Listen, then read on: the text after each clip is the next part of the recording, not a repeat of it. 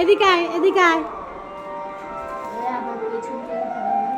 Hello my dear YouTube family, welcome to our new another video. কেমন আছো তোমরা সবাই? আমরা মোটামুটি ভালোই আছি।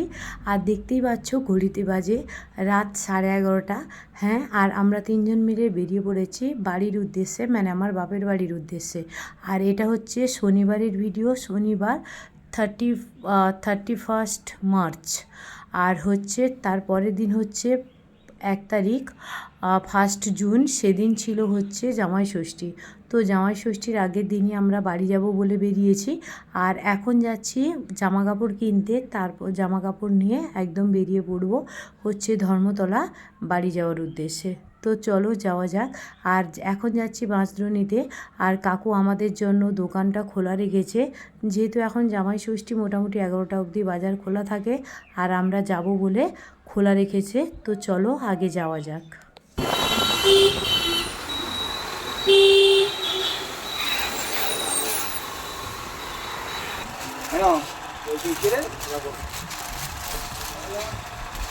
খেয়েছো, আমি তোমার জন্য আনতে পারবো না, এটা কখনো হয় না। বাস আছে, প্রচুর বাস আছে। আজকে ছেলেকে ফোন করলাম, বলে না না প্রচুর গাড়ি আছে। না না আমি আছে কনফার্ম না তোমাকে। তুমি বাচ্চাকে নিয়ে যাবে, রাখো না, চাবিটা নিয়ে যাও, আমি আসছি বাড়িতে নিয়ে যাবো। এই কালার, এই যে এটা একটা, এটা একটা। ওইটা ভালো লাগছে সবার। কোনটা? এই কালারটা সুন্দর, কোনটা? এই কালারটা দারুণ, এটা দারুণ দারুণ কালার। না, আমার ভালো লাগছে না। ভালো লাগে? হ্যাঁ হ্যাঁ। আমি কোন কালার? আচ্ছা, আর একটা আপনি মলমল আর একটা দেখান। মলমল। তো দেখতেই পেলে সবার প্রথমে যে শাড়িটা দেখলাম সেটা হচ্ছে আমার মায়ের জন্য। আর ওটা, এই শাড়িগুলো তো এখন নতুন বেরিয়েছে, এখন ঠিক নামটা মনে পড়ছে না, মাসলিন জামদানি শাড়িগুলোর নাম। আর তারপর একটা মলমল নিয়েছি, সেটা হচ্ছে আমার বড় মার জন্য। আর এখন দেখানোর একদম টাইম নেই কী কী নিচ্ছি না নিচ্ছি, ওগুলো আমি সব মায়ের বাড়ি গেলে তোমাদের সাথে শেয়ার করব। আর ওদিকে দেখতে পাচ্ছ পিঙ্ক কালারের একটা নাইটি রয়েছে, ওটা আমি আমার জন্য নিয়েছি ওখানে গেলে রোজ ডেলি ইউজের জন্য। তো চলো আগে যা যা নেওয়ার এখান থেকে সব কিছু নিয়ে আর স্কুটিটা কাকুদের বাড়িতে রেখেই তারপর আমরা বেরিয়ে পড়ব। তো দেখো সব কিছু মোটামুটি কমপ্লিট হয়ে গেছে। আর এখানে বাঁশদ্রোণী বাজার থেকে বেরিয়ে এরকম পেট্রোল পাম্প রয়েছে, আর ওখানে আমরা পেয়ে গেছিলাম ওলা।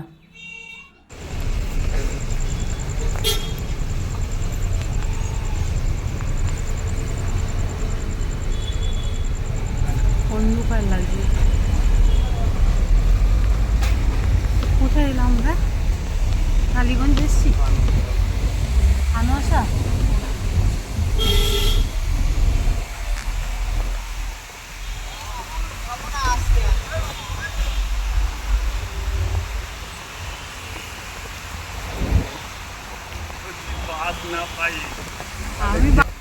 তুমি বলছিলে যে ওই বাসটার কথা 12:30।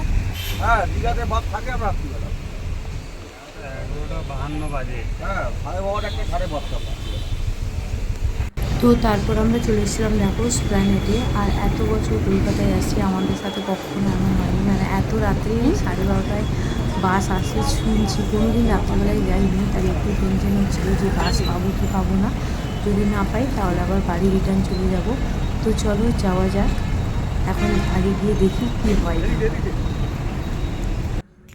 তো দেখো এটা হচ্ছে কিন্তু মেছেদার ভিডিও।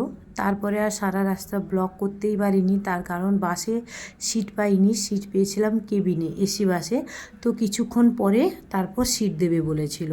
তো তাই সেই জন্য আমরা আর বেশি দেরি করিনি, তার কারণ সব কটা বাস ফুল ছিল, যদি আমরা ওতে না উঠি তাহলে আর পাবো না। তো চলো এখন একটু খাওয়া দাওয়া করে নিই। তো বেশি বাস দেখো রাত্রিবেলা।